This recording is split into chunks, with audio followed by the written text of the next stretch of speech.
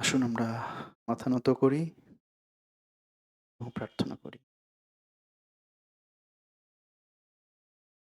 আমাদের স্বর্গীয় পবিত্রতম ভালোবাসার পিতা ঈশ্বর, আমরা সময় তোমাকে ধন্যবাদ এবং কৃতজ্ঞতা জানাই তোমার ভালোবাসা এবং তোমার দয়ার জন্য।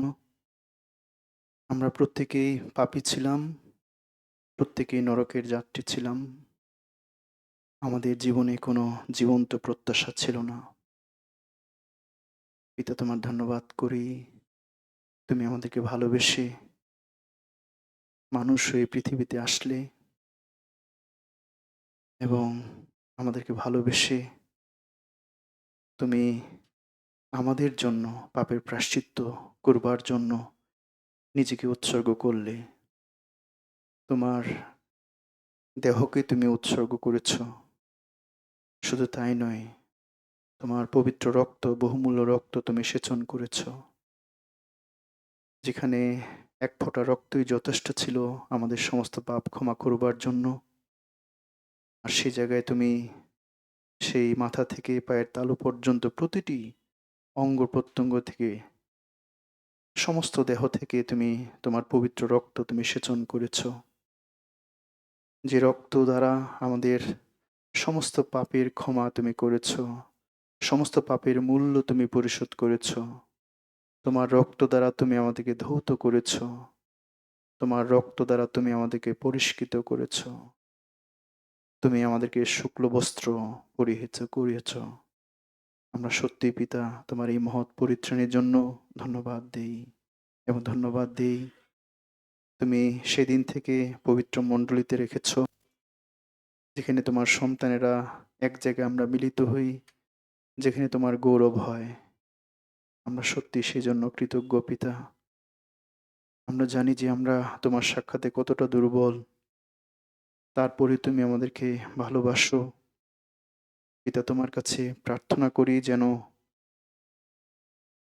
এই দুর্বলতার মধ্য থেকেও আমরা যেন তোমার গৌরব করতে পারি এবং তোমার প্রশংসা করতে পারি, তোমার ভালোবাসার কথা প্রচার করতে পারি। তুমি আমাদেরকে ব্যবহার করো। বিশেষ করে ধন্যবাদ দেই ২০২৬ সালে তুমি আমাদেরকে নিয়ে এসেছো, আমাদের জীবনে দেখতে দিয়েছ, বাঁচিয়ে রেখেছ। আমরা সত্যি কৃতজ্ঞ পিতা। এই ২০২৬ সালে তোমার ইচ্ছা আমাদের জীবনে পূর্ণ হোক পিতা। তোমার যে সকল ইচ্ছা রয়েছে পিতা, তুমি আমাদেরকে ব্যবহার করো যেন আমাদের জীবন দ্বারা তোমার ইচ্ছা পূর্ণ হতে পারে। এবং আমরা জানি যে তোমার আগমন খুবই সন্নিকট। আর এই সময়ে নানা ধরনের বিভীষিকাময়, নানা ধরনের যে ঘটনাগুলো ঘটছে আশেপাশে, পিতা প্রতিটি চিহ্নই প্রভু পরিপূর্ণ। তোমার আগমন খুবই সন্নিকট। তাই পিতা তুমি এই সময় আমাদেরকে আরো আমাদের হৃদয়গুলোকে আরো তোমার প্রতি ডেডিকেটেড হতে সাহায্য করো। আমরা যেন আরো উৎসর্গীকৃত মনোভাব তৈরি করতে পারি। আমাদের হৃদয়গুলোকে তোমাকে দিতে পারি পিতা। তুমি দয়া করো। এবং ধন্যবাদ দেই আজকে তুমি মণ্ডলীতে নিয়ে এসেছো। আজকে বাক্য দ্বারা সহভাগিতার মধ্য দিয়ে প্রতিটি বিষয়ের মধ্য দিয়ে তুমি আমাদেরকে আশীর্বাদ করো। এবং যারা আসতে পারেনি তুমি তাদেরকেও আশীর্বাদ করো। এবং বাংলাদেশের প্রতিটি জায়গায় যে আমাদের ভালোবাসার ব্রাদার সিস্টাররা ছড়িয়ে ছিটিয়ে রয়েছে, চার্চগুলো রয়েছে, ফেলোশিপগুলো রয়েছে, প্রত্যেকে তুমি দয়া করো, আশীর্বাদ করো পিতা। আমরা সবাই দুর্বল, কিন্তু তোমার দয়ার গুণে তোমার সঙ্গে প্রভু সামনে এগিয়ে যেতে চাই, কারণ তুমি আমাদের সঙ্গে সঙ্গে রয়েছো পিতা। তাই তোমার ধন্যবাদ করি। তুমি আশীর্বাদ থেকে প্রভু আমাদেরকে পরিচালনা দান করো। সমস্ত বিষয়ে প্রভু তুমি তত্ত্বাবধান করো এবং পথ প্রদর্শক হিসেবে তুমি সামনে নিয়ে যাও। সমস্ত গৌরব তোমারই হোক পিতা আমাদের জীবন দ্বারা।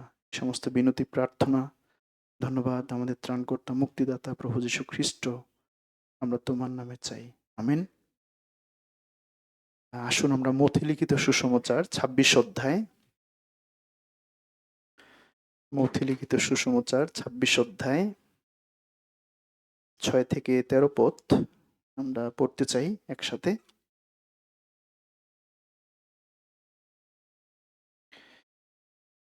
মথি ২৬ অধ্যায় ৬ থেকে ১৩। আমরা যদি পেয়ে থাকি তাহলে সবাই আমরা একসাথে পড়তে চাই।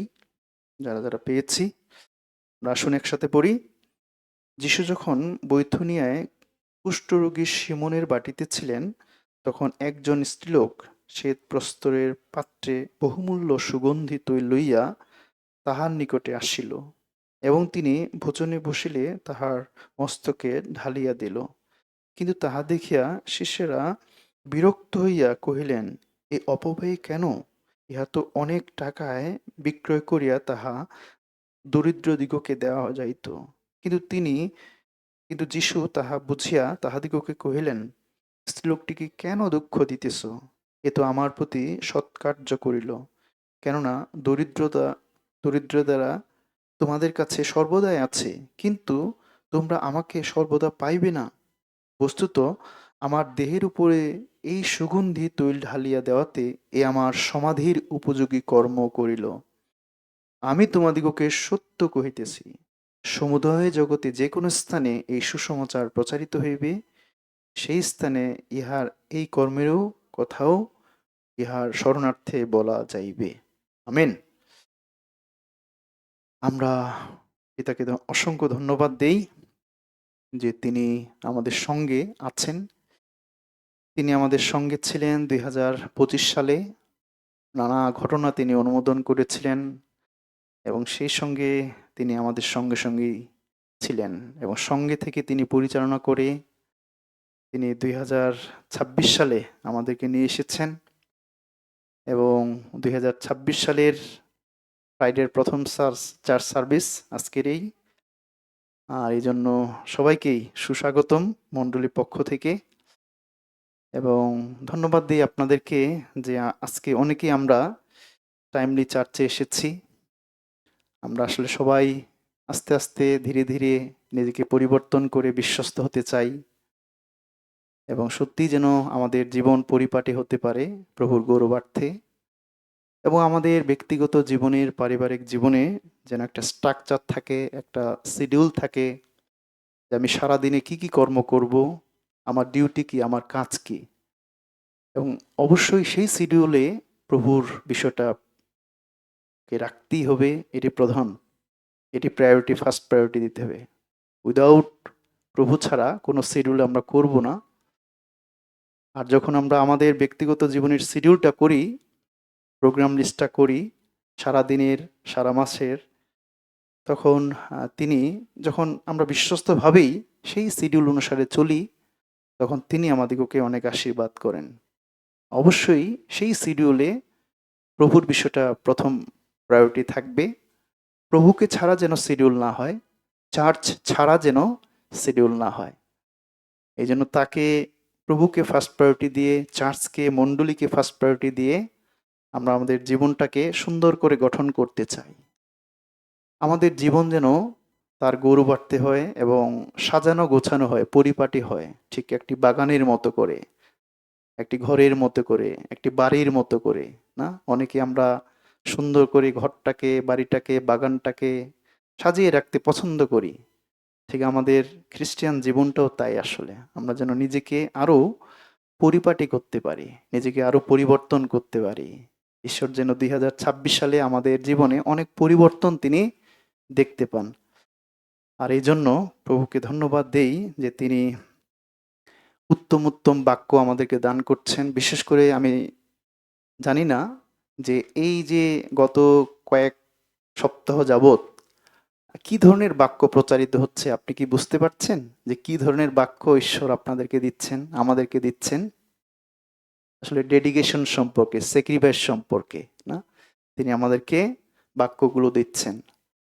এই জন্য যখন আমরা বাক্য শুনি, তখন বাক্যের তাৎপর্যটা বোঝার চেষ্টা করি, এবং আমার জীবনের জন্য এই বাক্যটা কতটুকু উপযোগী আসলে, এবং কোন কোন বিষয়গুলোতে আমার সিদ্ধান্ত নেওয়া দরকার। না, এই জন্য প্রভু আমাদেরকে এই শেষ সময়ে, বছরের শেষ প্রান্তে এসে এবং এখন পর্যন্ত তিনি ডেডিকেশন, ডিভোশন এবং স্যাক্রিফাইস সম্পর্কে তিনি উত্তম উত্তম বাক্য দিচ্ছেন। এই জন্য পিতাকে ধন্যবাদ দেই যে আমরা যেন একটা সিদ্ধান্তে আসতে পারি, একটা কনক্লুশনে আসতে পারি, না, যে আমার জীবন কিভাবে, কি রূপে চলবে, কি রূপে আমি প্রভুকে সন্তুষ্ট করতে পারি, আদৌ কি প্রভুকে সন্তুষ্ট করতে পারছি কিনা, আসলে আমার জীবন দ্বারা তিনি কি সত্যি গৌরবান্বিত হচ্ছেন কিনা, আমি কি সত্যি প্রীতির পাত্র হতে পারছি কিনা, আমি কি সত্যি তাকে সন্তুষ্ট করতে পারছি কিনা, কোথায় কোথায় লেকিংস আমার আছে, কোথায় কোথায় আমার ডিভিশন দরকার, কোথায় কোথায় ডেডিকেশন দরকার, কোথায় কোথায় আমার স্যাক্রিফাইস দরকার, সেই বিষয়গুলো যেন আমরা আরো আরো এই শেষ সময়ে, বিশেষ করে বছরের শুরুতে জানুয়ারিতে, আমরা যেন উপলব্ধি করে একটা রেজলিউশনে আসতে পারি, একটা সিদ্ধান্তে আসতে পারি এবং প্রভুর কাছে সেটা উৎসর্গ করে প্রভুকে বলা যে প্রভু এই আমার সিদ্ধান্ত, বাকিটা তোমার ইচ্ছাই সিদ্ধ হোক। যাকুব 4 অধ্যায়ে না বলা হয়েছে। আজকে আমরা মথি 26 অধ্যায় থেকেও দেখতে চাই একই বিষয়। এখানে যীশুখ্রিস্ট যখন তিনি মৃত্যুবরণ করবেন, ঠিক তার পূর্বের একটি ঘটনা। যদি আমরা 26 অধ্যায় 1 থেকে 5 পদ দেখি, এখানে বলেছে, যখন যীশু এই সকল কথা শেষ করিলেন, তখন আপন শিষ্যদিগকে কহিলেন, তোমরা জানো 2 দিন পরে নিস্তার পর্ব আসিতেছে, আর মনুষ্যপুত্র ক্রুশে বিদ্ধ হইবার জন্য সমর্পিত হইতেছেন। তখন প্রধান যাজকেরা ও লোকদের প্রাচীনবর্গ কায়াফা নামক মহাযাজকের প্রাঙ্গণে একত্র হইল, আর এই মন্ত্রণা করিল যেন ছলে যিশুকে ধরিয়া বধ করিতে পারে।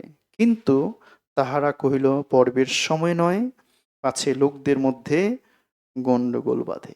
যিশুকে যখন ক্রুশার্পিত করা হবে, ঠিক তার পূর্বের ঘটনা আসলে, এবং ঠিক তার পূর্বে প্রভু যীশু খ্রিস্ট তিনি বৈথুনিয়াতে আসলেন না। আমরা 6 থেকে 13 পদ পর্যন্ত দেখেছি। এই 6 থেকে 13 পদ মূলত 3টা বিষয় আমরা দেখতে চাই। 6 থেকে 7 এটা হচ্ছে ডিভোশন, যাকে বলা হচ্ছে ডিভোশন না, এবং 8 থেকে 9 এটা হচ্ছে ডেডিকেশন, এবং 9-10 থেকে 12 এটা হচ্ছে স্যাক্রিফাইস। আমরা এই 3টি বিষয় দেখতে চাই, ডিভোশন, ডেডিকেশন এবং স্যাক্রিফাইস না। যদিও ইংলিশ, বাট অবশ্যই বাংলা চেষ্টা করব, বাট এই শব্দগুলোর সঙ্গে আমরা বেশি পরিচিত আসলে, স্যাক্রিফাইস, ডেডিকেশন, ডেডিকেট না, ডিভিশন না, এই শব্দগুলোর সঙ্গে। বাট অবশ্যই বাংলা আমরা দেখতে চাই। অ্যাকচুয়ালি ডিভোশন ছাড়া ডেডিকেশন হয় না, আবার ডেডিকেশন ছাড়া স্যাক্রিফাইস হয় না আসলে। তার মানে ডিভোশনটা হচ্ছে হৃদয়ের সিদ্ধান্ত বা ভালোবাসা, হৃদয় থেকে সেটা আসবে। ডিভোশন হৃদয়ের সিদ্ধান্ত, ভালো লাগা থেকে, ভালোবাসা থেকে, হৃদয়ে থেকে যেটা আসে সেটা হচ্ছে ডিভোশন। এবং ডেডিকেশনটা হচ্ছে সিদ্ধান্ত, আসলে সিদ্ধান্ত যে আমি কি সিদ্ধান্ত নিচ্ছি। ডেডিকেশন অবশ্যই সেটা হৃদয় থেকে। ডেডিকেশন হচ্ছে আমি সিদ্ধান্ত কি নিলাম, কি করতে চাই, ডেডিকেশন। এবং স্যাক্রিফাইসটা হচ্ছে যখন আমরা কোনো কিছু মহামূল্যবান ত্যাগ স্বীকার করি প্রভুর জন্য, that is called sacrifice. Sacrifice ত্যাগ স্বীকার করা, ওইটা হচ্ছে স্যাক্রিফাইস। তো এখানে আমরা 3টি বিষয় দেখতে চাই, ডিভোশন হৃদয়ের সিদ্ধান্ত, এবং ডেডিকেশন সিদ্ধান্ত যে আমি কি সিদ্ধান্ত নিচ্ছি, অবশ্যই হৃদয়ের ভালোবাসা, তারপর সিদ্ধান্ত, তারপরে কি ত্যাগ স্বীকার করতে চাই। এই ত্যাগ স্বীকার মানে হচ্ছে আমি যেটা অনেক ভালোবাসি, আমার কাছে যেটা অনেক গুরুত্বপূর্ণ, সেটাকেই ত্যাগ করা। এটার নাম হয় স্যাক্রিফাইস আসলে। যেটাকে সবচেয়ে আমি গুরুত্ব দেই, যেটা সবচেয়ে মহামূল্যবান, সেটি যখন যিশুকে দেওয়া না, সেটাই হচ্ছে স্যাক্রিফাইস। যেটি আমরা একজন মহিলার জীবন থেকে শিখতে পারি আসলে। এই মহিলার যদিও নামটি দেওয়া হয়নি, একই ঘটনা মার্ক 13 অধ্যায়ে বলা হয়েছে এবং যোহন 12 অধ্যায়েও বলা হয়েছে না, এই বৈথনিয়ার ঘটনাটা, যেটি কুষ্ঠরোগী সিমনের বাড়িতে হয়েছিল না। সেই যোহন 12 অধ্যায়ে ওইখানে মার্থা এবং মরিয়মের কথা বলা হয়েছে, আরেক মরিয়মের কথা বলা হয়েছে। বাট এই যে 7 পদে দেখেন একজন স্ত্রীলোক, এখানে নাম বলা হয়নি। এবং মার্ক 13 অধ্যায়েও দেখবেন একই ঘটনা, সেখানেও এই স্ত্রীলোকের নাম দেওয়া হয়নি আসলে। বাট যিশু চেয়েছিলেন নামের থেকে স্যাক্রিফাইসটা সবচেয়ে গুরুত্বপূর্ণ আসলে, এই জন্যই হয়তোবা এখানে নামটা ব্যবহার করা হয়নি। বাট অনেকেই ধারণা করছে স্কলাররা যে এইটা হয়তোবা মরিয়ম হতে পারে, বাট নাম কিন্তু এখানে দেওয়া হয়নি আসলে, না। বাট একজন মহিলা, একজন বিশ্বস্ত মহিলা, যার জীবনে ডিভিশন ছিল, ডেডিকেশন ছিল এবং স্যাক্রিফাইস ছিল। ঠিক আমরাও যেন আমাদের জীবনেও যেন এই ডিভিশন এবং ডেডিকেশন এবং এই স্যাক্রিফাইসটা থাকে 2026 সালে। প্রভু যেন আমাদেরকেও সেই মহিলার মতো আমাদেরকেও বিশ্বস্ত করেন আসলে। সেই মহিলার মতো আমরাও যেন ডেডিকেট হতে পারি, স্যাক্রিফিশিয়াল হতে পারি আরো, না, আরো যেন ডেভোটেড হতে পারি, না, আরো যেন আমরা উৎসর্গ নিজেকে করতে পারি। আর এই জন্য আমরা গত সপ্তাহেও দেখেছিলাম রোমিও 12 অধ্যায় 1 পদ 2 পদ দেখেছি যে এটাই হচ্ছে ঈশ্বরের প্রীতিজনক উপহার, যখন কেউ নিজের দেহকে জীবিত, পবিত্র, ঈশ্বরের প্রীতিজনক বলিরূপে উৎসর্গ করে। এটাই হচ্ছে ঈশ্বরের চিত্তসঙ্গত আরাধনা। অর্থাৎ রোমিও 11 অধ্যায় 35 থেকে আমরা যদি দেখি, 35-এ বলা হয়েছে যে আমরা কেউ প্রভুর উপকার করতে পারি না, সবগুলো আমরা পেয়েছি, আমাদের জীবনে যা যা রয়েছে সব প্রভুর দান, সব ঈশ্বর দিয়েছেন। আমার বলতে কিছুই নেই আসলে পৃথিবীতে, সবই তার। আমাদের যা যা রয়েছে সব প্রভুর। এই জন্য যখন এগুলোকে ফিরিয়ে দেওয়া হয়, না, সেটাই বলে হচ্ছে স্যাক্রিফাইস, না, আমরা যেন ফিরিয়ে দিতে পারি। গীতসংহিত 116 অধ্যায় 12 পদে বলা হয়েছে, সদাপ্রভু হইতে যে সকল মঙ্গল পাইয়াছি, আশীর্বাদ পাইয়াছি, না, সদাপ্রভু হইতে যে সকল মঙ্গল পাইয়াছি, তাহার পরিবর্তে তাহাকে কি ফিরাইয়া দেব। রোমিও 12 অধ্যায় 1 পদে বলা হয়েছে, অবশ্যই আমরা সব ফিরিয়ে দিতে চাই। আমার ট্যালেন্ট, আমার সময়, প্রভু যা দিয়েছেন আমাদেরকে সবই তার আসলে। এই যে সময়টা, এটাও তার। এই যে ট্যালেন্ট, এই যে কথাবার্তা, এই যে আমাদের চাকরি, এই যে আমাদের পরিবার, এই যে আমাদের টাকা পয়সা, চাকরি, সবই তার আসলে। সুতরাং সবই তার, এই তারটাকে তাকে ফিরিয়ে দেওয়া, এটার নামে হচ্ছে স্যাক্রিফাইস, ডেডিকেশন। আমরা যেন দিতে পারি। এবং উত্তম স্যাক্রিফাইসটা হচ্ছে রোমিও 12 অধ্যায় নিজেকে দেওয়া আসলে। এটা হচ্ছে বেস্ট স্যাক্রিফাইস ঈশ্বরের কাছে। যিশু যেভাবে নিজেকে দিলেন আসলে, যিশু যদিও সব কিছু দিয়েছেন, বাট পরিশেষে যীশু খ্রিস্ট নিজেকেই দিয়েছেন বেস্ট অফারিং আসলে, যে তিনি নিজেকেই দিয়েছেন। তো ঠিক আমাদের জীবনও বেস্ট অফারিংটা হচ্ছে আপনার টাকা নয়, আপনার সময় নয়, আপনার মেধা নয়, আপনার অন্য কিছু নয়। বেস্ট অফারিংটা ঈশ্বরের প্রীতিজনক এবং ঈশ্বরের যে উত্তম আরাধনাটা, এটা হচ্ছে নিজেকে দেওয়া, না। যখন আমরা নিজেকে, এই দেহকে পবিত্র রেখে ঈশ্বরের কাছে আমরা উৎসর্গ করতে পারি, হ্যাঁ, ডেডিকেটেড করতে পারি, সেটা হচ্ছে বেস্ট অফারিং। আমরা যেন 2026 সালে আমাদেরকে দিতে পারি। যখন আমরা আমাদের হৃদয়কে দিতে পারবো, যখন আমরা আমাদেরকে দিতে পারবো, তখন আমাদের সবকিছু দিতে আর দ্বিধাবোধ করবে না। আমরা সবকিছু তখন দিতে পারবো। এই জন্য প্রথমে নিজেকে দেই, তারপরে আমরা সবগুলোই দিতে পারবো, সবকিছুই করতে পারবো তার জন্য। প্রিয় ভাই বোন, আজকে আমরা এই মহিলার জীবন থেকে অনেক বিষয় দেখতে চাই। প্রভু যেন আমাদেরকে আশীর্বাদ করেন। এই মহিলা এত কৃতজ্ঞ কেন আসলে? কেন তিনি, এখানে বলা হয়েছে একজন স্ত্রীলোক শ্বেত প্রস্তরের পাত্রে বহুমূল্য সুগন্ধি তৈল লইয়া তাহার নিকটে আসিল। শ্বেত প্রস্তরের পাত্রে বহুমূল্য সুগন্ধি, বহুমূল্য। কেন? গ্রেট স্যাক্রিফাইস তিনি করলেন, বহুমূল্য, না। স্যাক্রিফাইস হচ্ছে যেটা আমার জীবনের জন্য সবচেয়ে গুরুত্বপূর্ণ, বেঁচে থাকার অবলম্বন, যেটাকে আমি সবচেয়ে বেশি প্রায়োরিটি দেই, সেটাকেই যখন দেই, সেটা হচ্ছে স্যাক্রিফাইস। এই মহিলা তিনি এত বেশি স্যাক্রিফাইস করলেন কেন আসলে? কেন তিনি করলেন? তিনি করেছেন এই কারণেই, তিনি যিশুকে উপলব্ধি করতে পেরেছিলেন। যিশুর ভালোবাসাটাকে উপলব্ধি করতে পেরেছিলেন। যিশুর দয়াটাকে উপলব্ধি করতে পেরেছিলেন।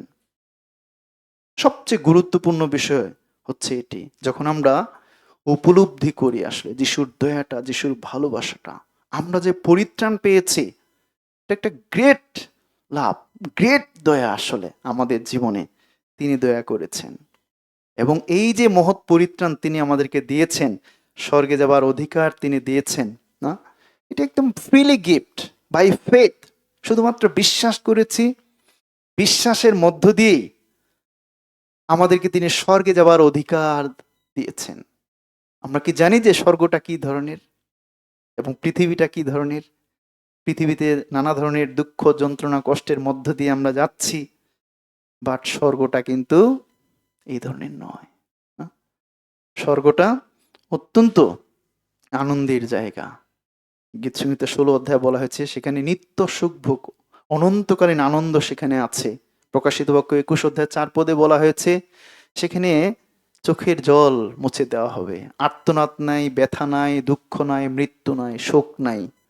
এমন একটি জায়গা আপনার আমার জন্য যীশু খ্রিস্ট ঈশ্বর তিনি প্রস্তুত করেছেন, এবং যে জায়গায় নেবার জন্য আপনার আমার জন্য তিনি নিজেকে স্যাক্রিফাইস করেছেন, নিজেকে তিনি আত্মবলি, আত্মযজ্ঞ তিনি দিয়েছেন, এবং তিনি সমস্ত স্যাক্রিফাইস করে, সমস্ত তার বহুমূল্য রক্ত দিয়ে তিনি আমাদেরকে রক্ষা করেছেন। আর আমরা যখনই তার সেই দয়াটাকে বিশ্বাস করেছি, সুসমাচারের বাক্যটাকে বিশ্বাস করেছি, আর তখনই আমরা স্বর্গে যাবার অধিকার পেয়েছি। আমাদের এক ভালোবাসার বোন সিস্টার সীমা, তার সঙ্গে একটু আজকে কাউন্সেলিং করছিলাম। সিস্টার সীমা আমাদের অনেক দিন আগে বাইবেল সেমিনারে এসেছিলেন এবং সাক্ষ্য দিয়েছিলেন যখন 19 অধ্যায় 30 পদ থেকে, যে তিনি বলেছিলেন যে ইয়েস, আজকে আমি সত্যটা জানতে পেরেছি এবং আমি স্বর্গে যাচ্ছি। কিন্তু চার্চের সঙ্গে যুক্ত না থাকাতে কিছু বিষয়, না, ওনার মনের মধ্যে যে কনফিডেন্সটা ছিল স্বর্গে যাবার, বা যে যে দৃঢ় মনোবলটা, যে বিশ্বাসটা ছিল, সেই বিশ্বাসটা হালকা হয়ে গিয়েছিল। আজকে যখন একই বিষয়গুলো তাকে রিভিউ করছিলাম, এবং সেই আনন্দটা আমি তার মধ্যে দেখতে পেয়েছিলাম। ইয়েস, কারণ যিশু বলেছেন সমাপ্ত হইল। কি তিনি সমাপ্ত করলেন? তিনি আমাদের পাপের মূল্য পরিশোধ করেছেন অনন্তকালের জন্য। অতীত, বর্তমান, ভবিষ্যৎ সমস্ত পাপের মূল্য তিনি পরিশোধ করেছেন অনন্তকালের জন্য, এবং ফ্রিলি গিফট তিনি দিচ্ছেন। যেভাবে সেই ডাকাতকে দেওয়া হয়েছে, ডাকাত শুধুমাত্র বিশ্বাস করেছে এবং বাই ফেথ সেই ডাকাত পরম দেশে যাওয়ার সুযোগ পেয়েছে। ঠিক আমরাও যখনই এই সুসমাচারের বাক্যগুলোকে বিশ্বাস করেছি, আমরা স্বর্গে যাবার অধিকার পেয়েছি, আমরা সন্তান হবার অধিকার পেয়েছি। এটা একটা গ্রেট আসলে ব্লেসিংস ঈশ্বরের কাছ থেকে, গ্রেট একটা উপহার ঈশ্বরের কাছ থেকে, না? এই জন্য আমরা সত্যি ঈশ্বরের কাছে কৃতজ্ঞ। আজকে এই যে মহিলা, তিনি যে একটা গ্রেট একটা স্যাক্রিফাইস তিনি করেছেন, এটি এমনি এমনি হয়নি। তার রিয়েলাইজেশন বোধটা অনেক বেশি ছিল। তিনি গভীরভাবে উপলব্ধি করতে পেরেছিলেন ঈশ্বরের ভালোবাসাটা, যিশুর ভালোবাসাটা। কেন যিশু খ্রিস্ট তিনি পৃথিবীতে আসলেন, কেন তাকে মৃত্যুবরণ করতে হবে, কেন তিনি এভাবে তিনি মানুষ হয়ে আসলেন, তিনি গভীরভাবে উপলব্ধি করতে পেরেছিলেন যিশুর ভালোবাসাটা। এবং কাছাকাছি থেকে হয়তোবা যিশুর প্রত্যেকটি কথা তিনি শুনেছিলেন, প্রত্যেকটি উপদেশ তিনি শুনেছিলেন, ঈশ্বরের ভালোবাসাটা তিনি দেখতে পেয়েছিলেন। আর এই কারণেই এই মহিলা উপলব্ধি করতে পেরেছিলেন, এই যিশু খ্রিস্ট যদি নিজেকে উৎসর্গ করতে পারে, আর আমার সামান্য মাত্র এই যে সুগন্ধি তেল, এটা উৎসর্গ করতে আমার কাছে আর কোনো বিষয় নেই। যদি যিশু খ্রিস্ট তার নিজের জীবনটাকে উৎসর্গ করতে পারেন, তাহলে এই যে তেল, এটা কিছুই না আমার কাছে। তাই তিনি কোনো কুণ্ঠা বোধ করেননি, কোনো দ্বিধা বোধ করেননি। তিনি কি করেছিলেন?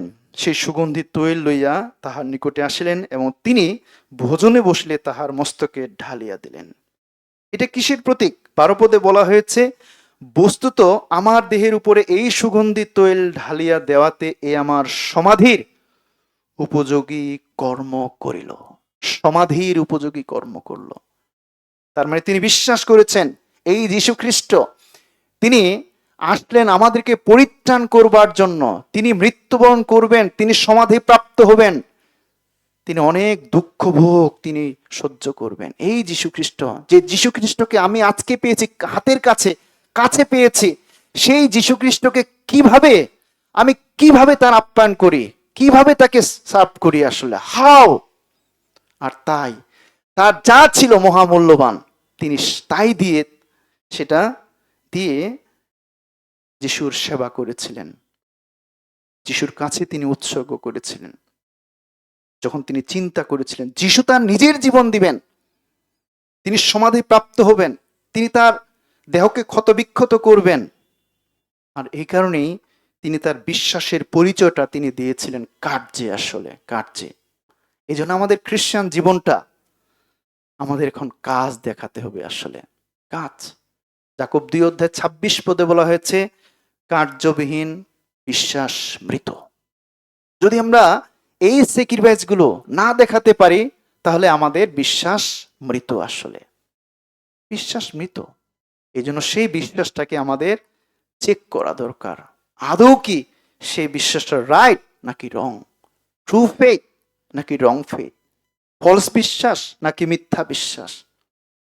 আমাদের বিশ্বাসকে পরীক্ষা করা দরকার। যদি সত্যি আমার বিশ্বাস রাইট হয়ে থাকে, তাহলে সেই বিশ্বাসের কাজগুলো এই মহিলার মতো, এই বিশ্বস্ত মহিলার মতো স্যাক্রিফাইস করে, ডেডিকেশন করে আমরা যেন দেখাতে পারি মণ্ডলীতে, আমরা যেন স্যাক্রিফাইস করতে পারি না।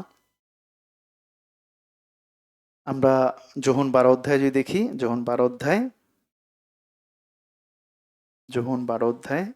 এখানেও যোহন 12 অধ্যায় 1, 2, 3 পদ। পরে নিস্তার পর্বের 6 দিন পূর্বে যিশু বৈথনিয়াতে আসিলেন। সেখানে সেই লাসার ছিলেন, যাহাকে যিশু মৃতগণের মধ্য হইতে উঠাইয়াছিলেন, তাহাতে সেই স্থানে তাহার নিমিত্ত ভোজ প্রস্তুত করা হইল। ও মার্থা পরিচর্যা করিলেন, ও যাহারা তাহার সঙ্গে ভোজনে বসিয়াছিল, লাসার তাহাদের মধ্যে একজন ছিলেন। তখন মরিয়ম অর্ধশের বহুমূল্য জটমাংসের আতর আনিয়া যিশুর চরণে মাখাইয়া দিলেন এবং আপন কেশ দ্বারা তাহার চরণ মুছাইয়া দিলেন, তাহাতে আতরের সুগন্ধে গৃহ পরিপূর্ণ হইল। এখানে মরিয়মের ভূমিকাটা আমরা দেখতে পাচ্ছি। তিনিও কিন্তু গ্রেট একটা স্যাক্রিফাইস করেছেন না। অর্ধশের বহুমূল্য জঠমাংসের আতর আনিয়া যিশুর চরণে মাখাইয়া দিলেন। সবই হচ্ছে যীশু খ্রিস্টের স্যাক্রিফাইসের প্রতীক। তিনি যে মৃত্যুবরণ করবেন না, আতর দিয়ে, সুগন্ধ দিয়ে তাকে মাখানো হচ্ছে, তাকে শ্রদ্ধা সম্মান জানানো হচ্ছে, ডেডিকেট করা হচ্ছে, স্যাক্রিফাইস করা হচ্ছে না। কেন এত স্যাক্রিফাইস? কারণ তারা যিশুর দয়াটা, ঈশ্বরের দয়াটা তারা বুঝতে পেরেছিলেন বিধায় তারা এই ধরনের বহুমূল্য বিষয়গুলো তারা যিশুকে দিতে পেরেছিলেন। বহুমূল্য বিষয়গুলো আমরাও যেন যত বেশি ঈশ্বরের দয়াটাকে উপলব্ধি করব, যত বেশি ঈশ্বরের ভালোবাসাটাকে উপলব্ধি করব, তত বেশি আমরা স্যাক্রিফাইস করতে পারবো তার জন্য। এবং আরো মজার বিষয় হচ্ছে যে এত কৃতজ্ঞ হৃদয় যে তারা কিন্তু ভোজও প্রস্তুত করেছিল, এতটাই কৃতজ্ঞ হৃদয়। মার্থা পরিচর্যা করলেন, যাহারা তাহার সঙ্গে ভোজনে বসিয়াছিল, লাসার তাহাদের মধ্যে একজন ছিলেন। আমরা জানি যে লাসারের 2 বোন না, মার্থা এবং মরিয়ম। এত কৃতজ্ঞ হৃদয়, তার ভাই মৃত ছিল, জীবিত হয়েছে। এই জন্য সেই কৃতজ্ঞতার হৃদয় থেকে 2 বোন তারা এভাবেই যিশুর পরিচর্যা করেছিল, স্যাক্রিফাইস করেছিল যিশুর জন্য। আমরাও আত্মিকভাবে মৃত ছিলাম, বাট যীশু খ্রিস্ট তিনি আমাদেরকে জীবিত করেছেন তার দয়ার গুণে, অনুগ্রহের গুণে। সুসমাচার সুসমাচারের অর্থটি হচ্ছে গডস গ্রেস। ঈশ্বরের অনুগ্রহটা বুঝতে পেরেছিলেন, ঈশ্বরের দয়াটা বুঝতে পেরেছিলেন, ঈশ্বরের ভালোবাসাটাকে বোঝা আসলে। প্রকাশিত প্রেরিত 20 অধ্যায় 24 পদে বলা হচ্ছে অনুগ্রহের সেই সুসমাচারের ভার, অনুগ্রহের সুসমাচার, দয়ার সুসমাচার। এই অনুগ্রহের সুসমাচারের মধ্য দিয়ে আমরা পরিত্রাণ পেয়েছি। যখন 1 অধ্যায় 29 পদ, ওই দেখো ঈশ্বরের মেষশাবক যিনি জগতের পাপভার লইয়া যান। অনুগ্রহের সুসমাচার, দয়ার সুসমাচার, ভালোবাসার সুসমাচার। যখন 19 অধ্যায় 30 পদ সমাপ্ত হইল, তিনি আমাদের সমস্ত পাপ, আমাদের জন্মের পূর্বেই এই জগতের সমস্ত মানুষের পাপ তিনি ক্ষমা করেছেন। সব মানুষের পাপ তিনি ক্ষমা করেছেন। এটা কতটা একটা গ্রেট ব্লেসিংস, গ্রেট আশীর্বাদ ঈশ্বরের কাছ থেকে, ঈশ্বরের গ্রেট একটা লাভ আমাদের প্রতি।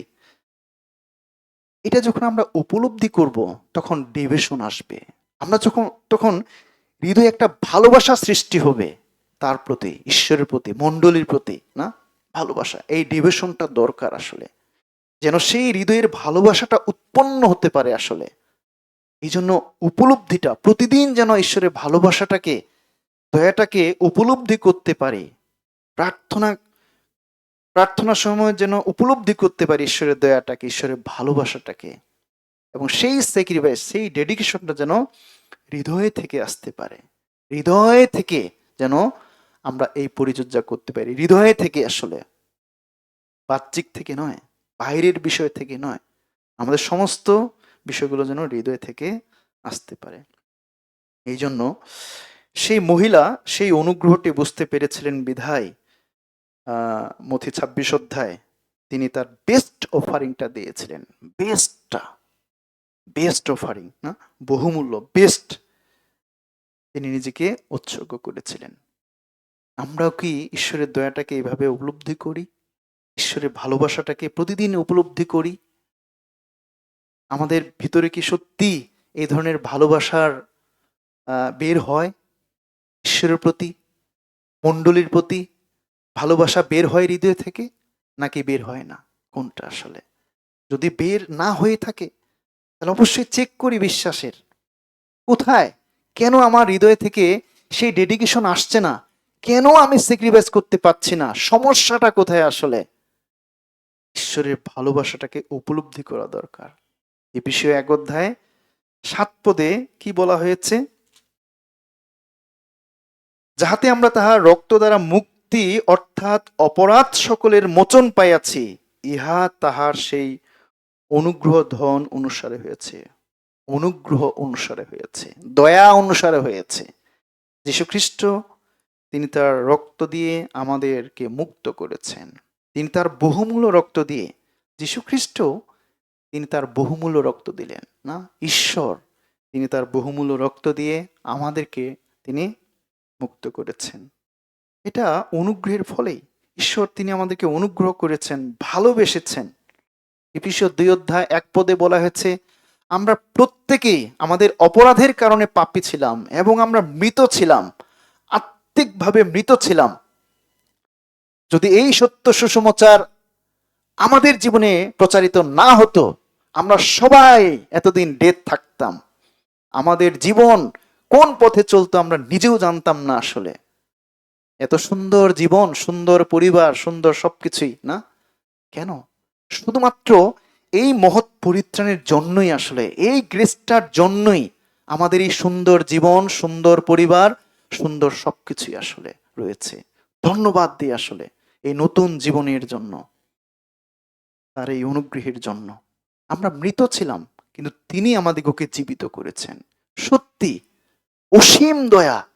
তিনি কেমন ভালোবাসলেন যে তিনি আমাদিগকে রক্ষা করবার জন্য তিনি নিজের দেহকে উৎসর্গ করেছেন, তার রক্ত দিয়েছেন, পবিত্র রক্ত তিনি ঢেলে দিয়েছেন, সেচন করেছেন, যে রক্ত দ্বারা আমাদের সমস্ত পাপের ক্ষমা হয়েছে। How great blessings, how great grace, how great love. এই ভালোবাসাটা যেন আমরা উপলব্ধি করি প্রিয় ভাই বোন। Then we can sacrifice for him. আমরা করতে পারবো তখন। উইদাউট রিয়েলাইজেশন, আপনার ভিতরে যদি ডিভিশন না থাকে, আপনার হৃদয়ে যদি ভালোবাসা না থাকে খ্রিস্টের প্রতি, you cannot dedicate, you cannot sacrifice. আপনি কিছুই তার জন্য স্যাক্রিফাইস করতে পারবেন না, কিছুই করতে পারবেন না। প্লিজ উপলব্ধি করি। আর সেই মহিলা এটা উপলব্ধি করতে পেরেছিলেন, আর এই কারণেই তিনি এখানে যে তেলটি দিয়েছিলেন, অনুমান করা হচ্ছে, স্কলার যারা অনুমান করছেন 1 বছরের স্যালারি তিনি দিয়েছিলেন। 1 বছর, পুরো 1 বছরের স্যালারিটাই তিনি দিয়েছিলেন, পুরো 1 বছরের। তিনি কতটুকু উপলব্ধি করেছিলেন ঈশ্বরের ভালোবাসাটাকে, না? আমরাও যেন এভাবে নিজেকে ঈশ্বরের কাছে উৎসর্গ করতে পারি। আমাদের যা আছে আমরা যেন উৎসর্গ করতে পারি। 2026 সালে আমাদের কিছুই নাই, সবই তার, আসলে সব তিনি দিয়েছেন। আপনাকে সুস্থ রেখেছেন তিনি, আসলে আপনাকে সন্তান দিয়েছেন তিনি, আপনাকে চাকরি দিয়েছেন তিনি। এই যে সুন্দরভাবে বসে আছে, সুন্দর ড্রেস, হ্যাঁ, অনেকে অনেক পাপ থেকে এখন বিরত আছে, সুন্দর জীবন তিনি দিয়েছেন। আমরা কে কোথায় থাকতাম, আমাদের জীবন বিপন্ন হয়ে যেত জাগতিকভাবে। আসলে আমি যে কোথায় থাকতাম, সত্যি নিজেও জানতাম না যে কোথায় থাকতাম আমি এতদিন, কোথায় পড়ে থাকতাম। আজকে আমি গিয়েছিলাম গাবতলিতে। গাবতলিতে গিয়ে দেখি যে অনেকেই একদম, এখন তো প্রচন্ড শীত, অনেক মানে খুব সকালে গিয়েছে সেখানে, 6:30 বা কটার দিকে দেখছি সবাই শুয়ে আছে। কেউ শুয়ে আছে কাঁথা নিয়ে, কেউ শুয়ে আছে একটা পেপার নিয়ে, কয়েকটা পেপার উপরে দিয়েছে। কাউকে দেখলাম যে চট নিয়ে শুয়ে আছে। হ্যাঁ,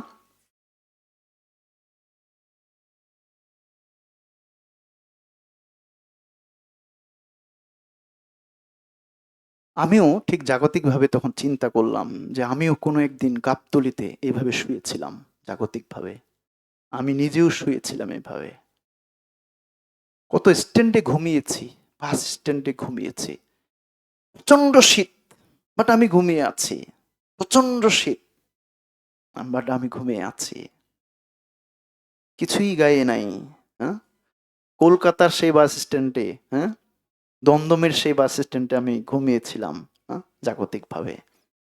এই গাবতলিতে এখানে আমি শুয়েছিলাম, জিয়া উদ্যানে ওইখানে আমি শুয়েছিলাম, ফার্ম গেটের যে উদ্যানটা আছে ওখানে আমি শুয়েছিলাম।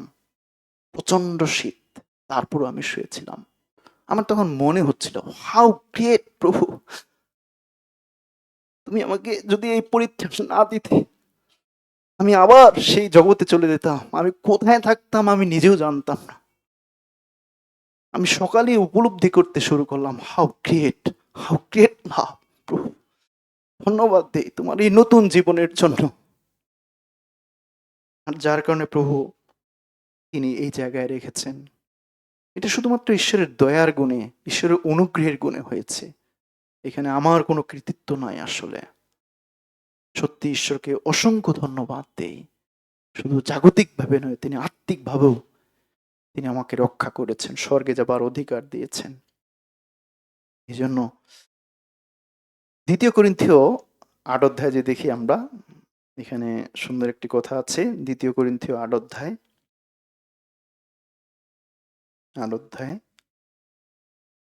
12 পদ, 8 অধ্যায় 12 পদ।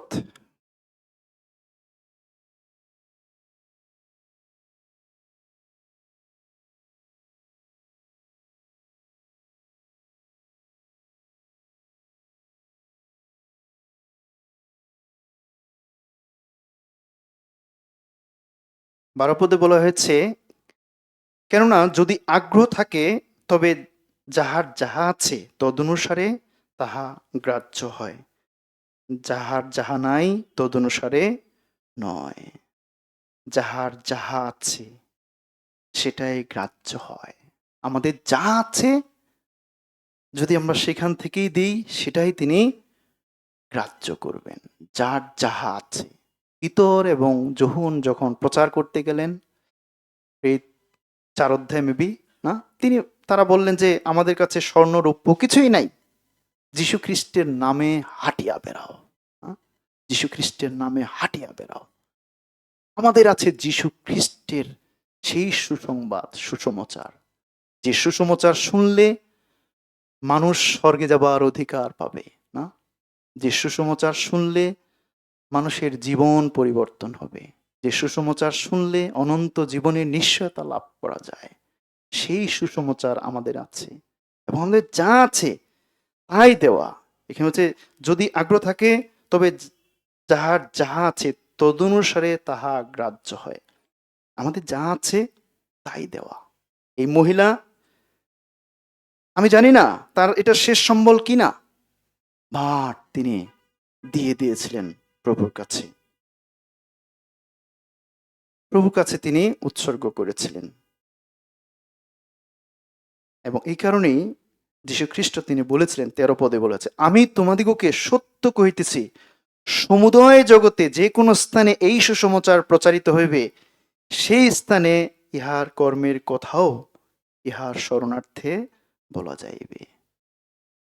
যে কোনো জায়গায় সুসমাচার প্রচারিত হবে, এটা এক্সাম্পল আসলে না, যে এই মহিলা যে ত্যাগ স্বীকার করেছিলেন না, সমুদয় জায়গায় যেখানে যেখানে সুসমাচার প্রচারিত হবে এই মহিলাকে স্মরণ করা হবে, এই মহিলার যে ত্যাগ স্বীকার স্মরণ করা হবে না। আমরাও এই মহিলার মতো ত্যাগ স্বীকার করতে চাই। অনেকেই হয়তোবা এটার মূল্য বুঝবে না, এখানে যেভাবে বলা হচ্ছে 8 এবং 9 পদে বলা হয়েছে, কিন্তু তাহা দেখিয়া শিষ্যরা বিরক্ত হইয়া কহিলেন, এ অপব্যয় কেন? ইহা তো অনেক টাকায় বিক্রয় করিয়া তাহা দরিদ্র দিগকে দেওয়া যাইত। অপব্যয় কেন? এত অপব্যয় কেন? অনেকেই হয়তোবা আমরা যখন ঈশ্বরের জন্য, মণ্ডলীর জন্য অনেক স্যাক্রিফাইস করব, অনেক প্রাণপণ করব, তখন অনেকেই আমাদেরকে নিরুৎসাহিত করবে।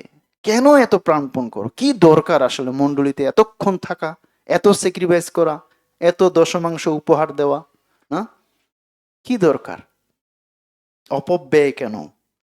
বাট এটি অবশ্যই অপব্যয় নয়, যেটি 13 পদে তিনি বলেছেন যে অবশ্যই সেটা স্মরণ করা হবে। শুধু ইহজগতে স্মরণ নয়, যীশুখ্রিস্ট তিনি সেই স্বর্গেও স্মরণ করবেন। যখন আপনাকে আমাকে রিওয়ার্ড দিবেন, স্মরণার্থক পুস্তকে যখন দেখা হবে, সেখানেও আপনাকে স্মরণ করা হবে যে আপনি সুসমাচারের জন্য কি স্যাক্রিফাইস করেছেন।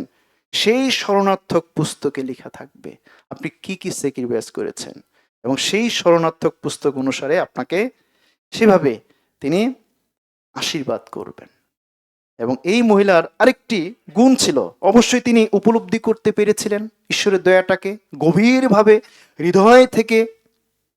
সেটা হচ্ছে ডিভোশন, সেই অন্তর থেকে, হৃদয় থেকে এসেছিল সেই ভালোবাসাটা। এবং কেন এসেছিল? এই মহিলা আরেকটি বৈশিষ্ট্য ছিল, যিশুর কাছাকাছি তিনি বাক্য শুনতেন, কাছাকাছি থেকে বাক্য শুনতেন না, কাছাকাছি থেকে বাক্য শোনা। যেভাবে প্রেরিতেরা এত শক্তিশালীভাবে সুসমাচার প্রচার করেছিল কেন? কারণ তারাও প্রতিনিয়ত বাক্য শুনত। তারাও 2 অধ্যায় দেখবেন যে তারা প্রতিনিয়ত তারা বাক্য পড়ত, বাক্য শুনত, বাক্য স্টাডি করত। প্রেরিতদের কাছ থেকে তারা বাক্য শুনত, কাছাকাছি থেকে। আমরাও যখন প্রতিনিয়ত মণ্ডলীতে আসি, বাক্য পড়ি, বাক্য শুনি, তখন আমরাও এই মহিলার মতো আমরাও নিজেকে আরো ডেডিকেটেড করতে পারি, আরো স্যাক্রিফাইস করতে পারি। আসলে আরো 2025 সালে যা করেছি সেটা নয়, 2026 সালে যেন আরো আমরা ডেডিকেট, আরো যেন আমরা ত্যাগ স্বীকার করতে পারি। 2026 সালে আমরা যত বেশি ক্লোজলি ঈশ্বরের বাক্যগুলো শুনবো। লুক 10 অধ্যায়, এখানে মরিয়মের কথা বলা হয়েছে। লুক 10 অধ্যায় 38 পদ থেকে, আর যখন তাহারা যাইতেছিলেন, তিনি কোনো গ্রামে প্রবেশ করিলেন, আর মার্থা নামে একজন স্ত্রীলোক আপন গৃহে তাহার আতিথ্য করিলেন। মরিয়ম নামে তাহার একটি ভগিনী ছিলেন, তিনি প্রভুর চরণের নিকটে বসিয়া তাহার বাক্য শুনিতে লাগিলেন। কিন্তু মার্থা পরিচর্যা বিষয়ে অতি ব্যতিব্যস্ত ছিলেন, আর তিনি নিকটে আসিয়া কহিলেন, প্রভু, আপনি কি কিছু মনে করিতেছেন না যে আমার ভগিনী পরিচর্যার ভার একা আমার উপরে ফেলিয়া রাখিয়াছে? অতএব উহাকে বলিয়া দিউন যেন আমার সাহায্য করে। কিন্তু প্রভু উত্তর করিয়া তাহাকে কহিলেন, মার্থা, মার্থা, তুমি অনেক বিষয়ে চিন্তিত ও উদ্বিগ্ন আছো, কিন্তু অল্প কয়েকটি বিষয়, বরং একটি মাত্র বিষয় আবশ্যক। বাস্তবিক মরিয়ম সেই উত্তম বিষয়ের অংশটি মনোনীত করিয়াছে, যাহা তাহার নিকট হইতে লওয়া যাইবে না। এখানে আমরা মার্থা এবং মরিয়মের দুটো চরিত্র দেখতে পাই, না? মার্থা এবং মরিয়ম। অনেকের নাম আছে মার্থা, অনেকের নাম আবার মরিয়ম আছে, না? খ্রিস্টানদের অনেকের মধ্যে নাম মার্থা আছে, মরিয়ম আছে, না? বাট এখানে দুটো চরিত্র আছে। মার্থা অত্যন্ত পরিচর্যাকারী ছিলেন, শুধু পরিচর্যা নিয়ে ব্যস্ত। বাট যীশুখ্রিস্ট কিন্তু মার্থাকে প্রশংসা দেননি। যীশুখ্রিস্ট প্রশংসা করলেন কার? মরিয়মের। কারণ মরিয়ম বহু বিষয় নয়, বাট একটি মাত্র বিষয়কে তিনি চুজ করেছেন। একটি মাত্র বিষয়, একটি মাত্র বিষয়কে। এবং এনআইভিতে আছে ওয়ান থিং ইজ ল্যাকিং। একটি মাত্র বিষয়, দুর্বলতার বিষয়, একটি মাত্র বিষয়। সেটি হচ্ছে প্রভুর বাক্যকে সবচেয়ে গুরুত্ব দেওয়া আসলে। হ্যাঁ, এটা পরিবারের ক্ষেত্রে হতে পারে বা মণ্ডলীর ক্ষেত্রে হতে পারে। আপনি হয়তো বা পরিবারে অনেক ব্যতিব্যস্ত মার্থার মতো করে, না? আপনার মণ্ডলীতে আসার কোনো সময়ই নাই। ওইটাতে প্রভুর গৌরব নয় আসলে। প্রভুর গৌরবটা হচ্ছে যখন সমস্ত কাজ শেষ করে আপনি ছুটে আসবেন মণ্ডলীতে, না? বাক্য শোনার জন্য, সহভাগিতার জন্য। এটি প্রশংসনীয় বিষয়। এবং অনেক সময় আমরা যখন মণ্ডলীতেও নানা ধরনের পরিচর্যা কাজগুলো করি, অনেকে আবার পরিচর্যা করতে আমাদের ভালোবাসার সিস্টাররা অনেক বেশি পছন্দ করেন, না? রান্না করে খাওয়াইতে বা রান্না করতে। হ্যাঁ, গুড, আমরাও খাই। বাট সবচেয়ে প্রশংসার বিষয়টা হচ্ছে যে অবশ্যই বাক্যের গুরুত্বটা আমাদের আরো বেশি দিতে হবে। একটি মাত্র বিষয়, না? বহু বিষয় নয়। আমরা অনেক সময় অনেক বিষয় চিন্তিত, আসলে উদ্বিগ্ন থাকি। বাট যিশু বলছেন একটি মাত্র বিষয়, যেটি মরিয়ম মনোনীত করেছে, সেটি তার কাছ থেকে নেওয়া যাবে না। না? আমি যখন গভীর মনোযোগ সহকারে বাক্য শুনি, তার চরণে বসে বাক্য শুনি, কাছাকাছি থেকে বাক্য শুনি, তখন তিনি আমাদিগকে অনেক আশীর্বাদ করেন, দয়া করেন। না? এই যে আজকে বাক্য প্রচারিত হচ্ছে, কে কোন হৃদয়ে দিয়ে, কে কোন হৃদয়ে আমরা শুনছি জানি না। একমাত্র আমরাই জানি যে আমি কোন হৃদয় নিয়ে বাক্যগুলো শুনছি। অনেকে আমরা বাক্য শুনি, নানা দৃষ্টিভঙ্গি আছে আসলে বাক্য শোনার ক্ষেত্রে। হয়তো বা বাক্যগুলো এভাবে কেউ কেউ নিতে পারি, হ্যাঁ, যে কি ব্যাপার, একই সারমন, একই প্রচারক, প্রত্যেক ফ্রাইডে, প্রত্যেক ইয়াতে এই ধরনের দৃষ্টিভঙ্গিও আসতে পারে। একই প্রচারক, হুম, একই সারমন, একই টাইটেল, না? এটাও সঠিক দৃষ্টিভঙ্গি নয়। বিচার বিবেচনা করার কারো আমাদের অধিকার নয়, নেই আসলে। কারণ মণ্ডলীটা তার। আমরা এই বিচার বিশ্লেষণ করতে চাই না। হ্যাঁ, অথবা যদি মনে করি যে না, আহ, যদি আমি বিচারকের ভূমিকায় থাকি, যে না এটা ভুল, এটা সঠিক, এটা ভুল, এটা নেব, এটা নেব না, হ্যাঁ, এই মনোভাবও আমাদের থাকা উচিত নয়। ঈশ্বর যা বলেন এটাকে গ্রহণ করা আসলে। ঈশ্বর যা বলেন মণ্ডলীর মধ্য দিয়ে এটাকে গ্রহণ করা, না?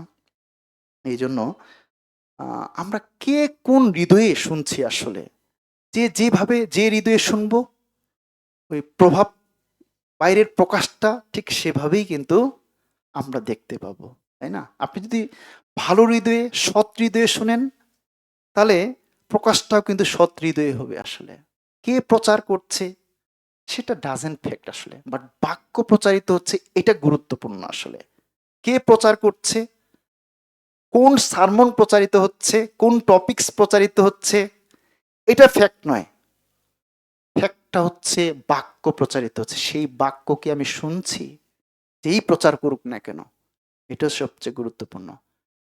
এখানে অবশ্যই আমরা জাজ করব না আসলে প্রচারককে, প্রচার নিয়েও জাজ করতে চাই না, বরং বাক্যগুলোকে গ্রহণ করতে চাই। বাক্য প্রচারিত হচ্ছে, ঈশ্বরের বাক্য প্রচারিত হচ্ছে না, এই বাক্যগুলো আমরা গ্রহণ করব। তবে ঈশ্বর তিনি আমাদিগকে অনেক আশীর্বাদ করবেন।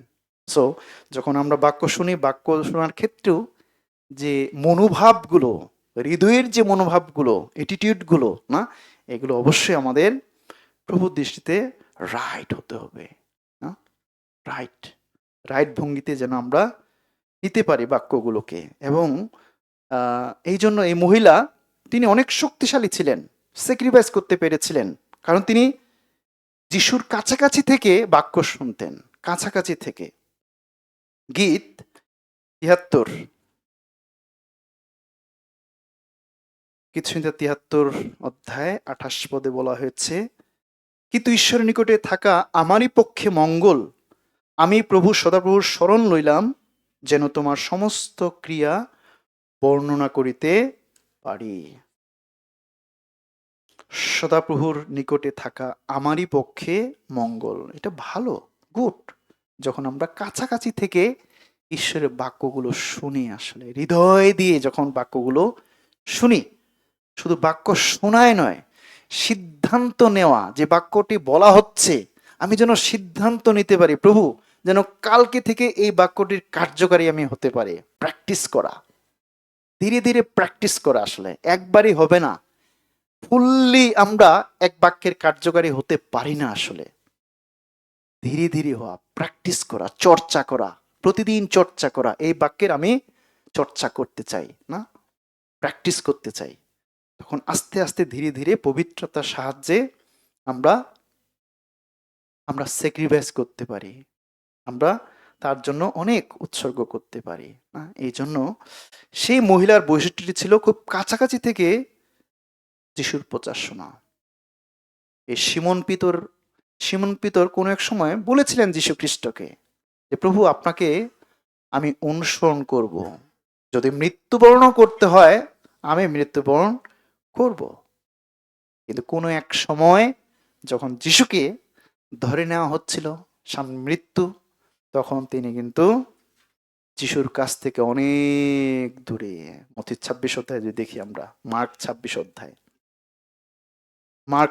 অধ্যায়, ঈশ্বরের কাছ থেকে দূরে যাওয়া মানেই আপনার হৃদয় অন্তকোণ যখন ঈশ্বরের কাছ থেকে দূরে যায়, তখনই সমস্যাটা হয়ে যায়, বিশ্বাসে দুর্বল হয়ে যায় আমরা আসলে। মার্ক ২৬ অধ্যায় ৫৭ এবং ৫৮ পদ, সরি মথি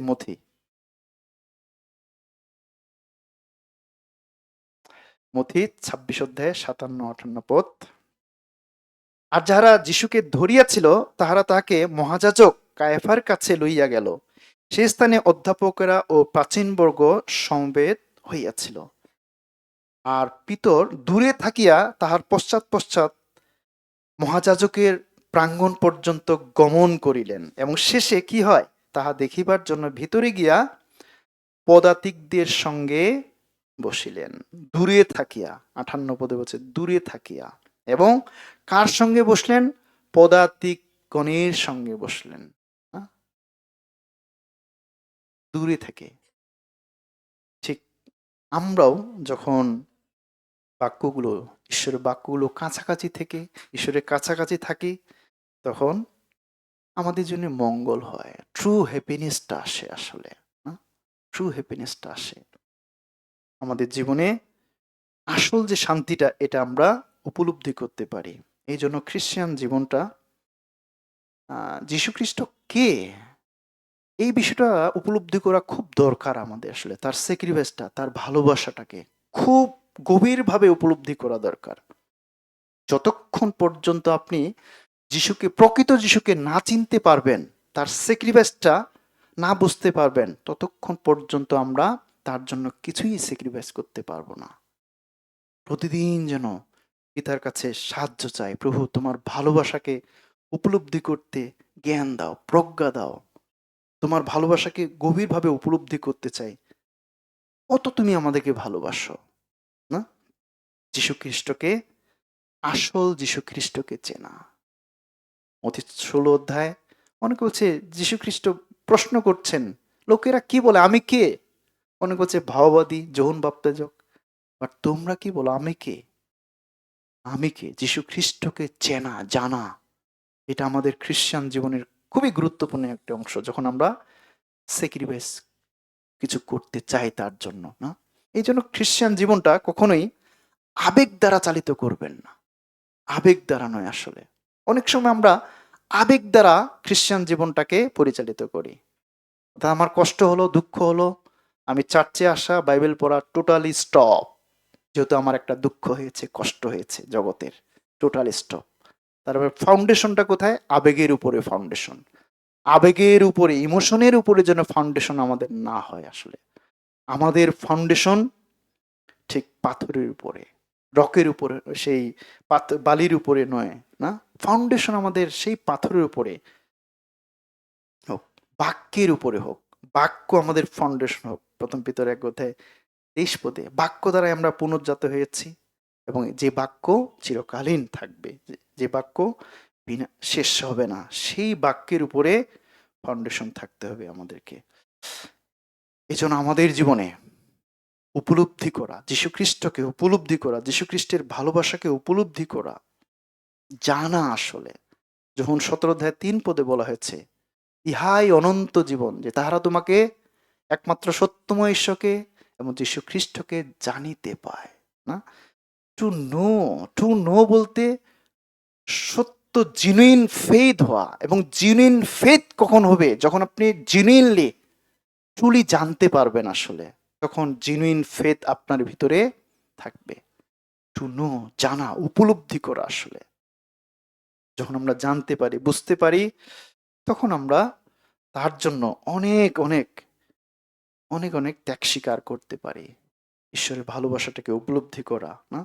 যেভাবে মোশে ঈশ্বরের ভালোবাসাটাকে উপলব্ধি করেছিলেন এবং তিনি সিদ্ধান্ত নিয়েছিলেন। ইব্রিয় ১১ অধ্যায় ২৪ থেকে, বিশ্বাসে মোশে বয়প্রাপ্ত হইলে পর ফরৌনের কন্যার পুত্র বলিয়া আখ্যাত হইতে অস্বীকার করিলেন। তিনি পাপজাত ক্ষণিক সুখভোগ অপেক্ষা বরং ঈশ্বরের প্রজাবৃন্দের সঙ্গে দুঃখ ভোগ মনোনীত করিলেন। কে? মোশে। তিনি সিদ্ধান্ত নিলেন যে আমি বাকি জীবনটা কার সঙ্গে কাটাতে চাই? আমি কি ফরৌনের সে রাজপ্রাসাদে কাটাতে চাই তার মেয়েকে বিয়ে করার পরে? তাহলে সেখানে লাক্সারিয়াস জীবনযাপন করতে পারবো আমি, আমার অনেক সুখ থাকবে, শান্তি থাকবে। কিন্তু মোশে তিনি সেইটা সিদ্ধান্ত নিলেন না, কারণ তিনি গভীরভাবে উপলব্ধি করতে পেরেছেন যে যে ঈশ্বর ইসরায়েল জাতিকে মুক্ত করেছেন, যে ঈশ্বর সঙ্গে সঙ্গে থাকেন, যে ঈশ্বর স্রষ্টা, যে ঈশ্বর নির্মাতা, সেই ঈশ্বরকে কিভাবে আমি পরিত্যাগ করি? ঠিক আমাদের প্রভু যীশু খ্রিস্ট আপনাকে আমাকে ভালোবেসে যে দুঃখ ভোগ করেছেন, সেইটাকে উপলব্ধি করা। এবং এই কারণেই মোশে তিনি এটাই সিদ্ধান্ত নিলেন, তার জীবনের সিদ্ধান্ত, যে তিনি পাপজাত ক্ষণিক সুখভোগ অপেক্ষা বরং ঈশ্বরের প্রজাবৃন্দের সঙ্গে দুঃখ ভোগ মনোনীত করিলেন, চয়েস করলেন, মনোনীত করলেন, না? তিনি মিশরের সমস্ত ধন অপেক্ষা খ্রিস্টের দুর্নাম মহাধন জ্ঞান করিলেন, কেননা তিনি পুরস্কার দানের প্রতি দৃষ্টি রাখিতেন। পুরস্কার দানের প্রতি দৃষ্টি রাখতেন। মিশরের সমস্ত ধন অপেক্ষা খ্রিস্টের দুর্নাম মহাধন জ্ঞান করিলেন। মোশে নিজেও তিনি সিদ্ধান্ত নিয়েছিলেন ঈশ্বরের ভালোবাসাটাকে উপলব্ধি করে আমরাও যেন প্রতিদিন, প্রতিনিয়ত ঈশ্বরের ভালোবাসাটাকে উপলব্ধি করতে পারি। প্রতিদিন, প্রতিনিয়ত যেন আমরা এই নারীর মতো, এই মহিলার মতো আমাদের হৃদয় অন্তঃকরণ হতে পারে। মথি ২৬ অধ্যায় ৮ এবং ৯ পদে বলা হয়েছে, কিন্তু তারা দেখিয়া শিশুরা বিরক্ত হইয়া কহিলেন, এই অপব্যয় কেন? ইহা তো অনেক টাকায় বিক্রয় করিয়া তাহা দরিদ্রদিগকে দেওয়া যাইত। তারা সবাই বকাবকি, বিরক্ত হচ্ছে, কমপ্লেন করছে, রাগারাগি করছে, কেন এত অপব্যয় করো না, অপব্যয় করো না, দিও না। বাট সে জায়গায় এই মহিলা কিন্তু নীরবে ছিলেন, কোনো প্রত্যুত্তর করলেন না, বরং মহিলার পক্ষে যীশুখ্রিস্ট তিনি প্রতিবাদ করলেন। কি বললেন 10 পদে? কিন্তু যীশু তাহা বুঝিয়া তাহাদিগকে কহিলেন, স্ত্রীলোকটিকে কেন দুঃখ দিতেছ? এ তো আমার প্রতি সৎকর কার্য করিল, সৎকর্ম করিল, সৎকার্য করিল, কেন দুঃখ দিচ্ছ? কিন্তু সেই মহিলা কোনো প্রতিবাদ করেনি, সেই মহিলা কোনো কিছুই বলে নাই। যারা প্রকৃত যারা প্রকৃত স্যাক্রিফাইস করতে জানে তারা প্রকাশ করে না, তারা নীরবে থাকে। ঠিক আছে, আমরাও মণ্ডলীর জন্য, ঈশ্বরের জন্য যাই স্যাক্রিফাইস করি না কেন, প্রকাশ করতে চাই না, না প্রকাশ করতে চাই না। যেমন আমাদের উপহারের থলি পিছনে, অথচ আপনারা জানেন না, পিছনে থেকেও, আড়ালে থেকেও, সেখান থেকে আমরা সবাই হাজার হাজার টাকা দেই, লাখ লাখ টাকা দেই এখানে, পিছনে ওটা, কারো সামনে নয় আসলে। ও গ্রেট, কতটা আমরা ফেথফুল আসলে পিছনে থেকেও, না? বাট আমরা লোক দেখানো এই স্যাক্রিফাইস করতে চাই না, নীরবে নিভৃতে। যিশু জানেন আসলে, যিশু জানেন। এই জন্য মহিলাকে যদিও বলা হচ্ছে, কিন্তু মহিলা কোনো কিছুই বলছে না, যে আমি এই করছি, এই করছি, নীরবে আছেন। বরং যীশু খ্রিস্ট তার পক্ষে তিনি সাক্ষ্য দিচ্ছেন। এই জন্য আমরাও সেই মহিলার মতো আমরা যেন আরো ডেডিকেটেড হতে পারি। 1 করিন্থীয় 15 অধ্যায়ে বলা হয়েছে, 1 করিন্থীয় 15 অধ্যায়, 1 করিন্থীয় 15 অধ্যায় 58 পদে, অতএব হে আমার প্রিয় ভাতৃগণ, সুস্থির হও, নিশ্চল হও, প্রভুর কার্যে সর্বদা উপচিয়া পড়ো, কেননা তোমরা জানো যে প্রভুতে তোমাদের পরিশ্রম নিষ্ফল নয়। নিষ্ফল নয়। আজকে এই যে বহুমূল্য যে তেলটি দেওয়া হচ্ছে, সুগন্ধি তেলটি, হ্যাঁ, এটি নিষ্ফল নয়। 12 পদে বলা হয়েছে, 13 পদে বলা হয়েছে যে এটি সমস্ত জায়গায় প্রচারিত হবে, এই নাম সমস্ত জায়গায়। এই যে আমরা যারা আহ, যারা আমরা মণ্ডলীতে আছি, না, আমরা যারা ত্যাগ স্বীকার করছি, এই এই অবদানগুলো কিন্তু থেকে যাবে আসলে মণ্ডলীতে। যারা আমাদের নেক্সট জেনারেশন আসবে, তারা এগুলোকে উপভোগ করবে আসলে। কিন্তু শুরুতে আমাদের অনেক কষ্ট করতে হচ্ছে সমস্ত স্ট্রাকচারটা সঠিক করতে, মণ্ডলীটিকে দাঁড় করার জন্য অনেক প্রাণপণ করতে হচ্ছে, অনেক লোকের অকথ্য কথা, অনেক গালিগালাজ, পুলিশ থেকে শুরু করে অনেক কিছুই ম্যানেজ করতে হচ্ছে। বাস নেক্সট জেনারেশন এগুলো কোনো কিছুই তারা পাবে না, তারা রিল্যাক্সে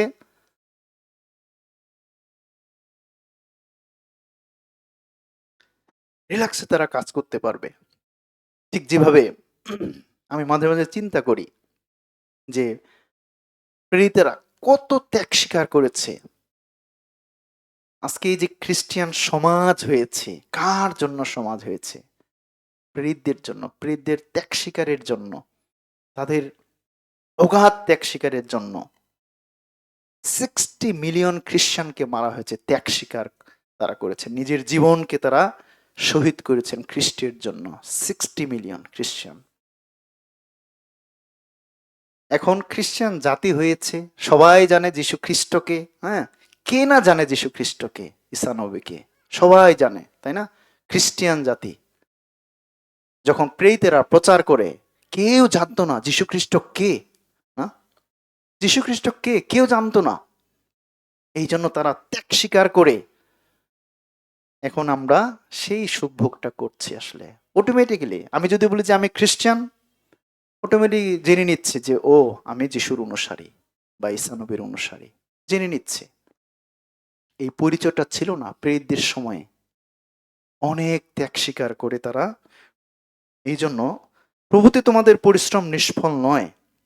অবশ্যই তিনি যেভাবে সেই মহিলাটি নীরব ছিলেন, যদিও তিনি নীরব ছিলেন, বাট শরণার্থক পুস্তকে তার প্রতিটি বিষয়ে লেখা হয়েছে।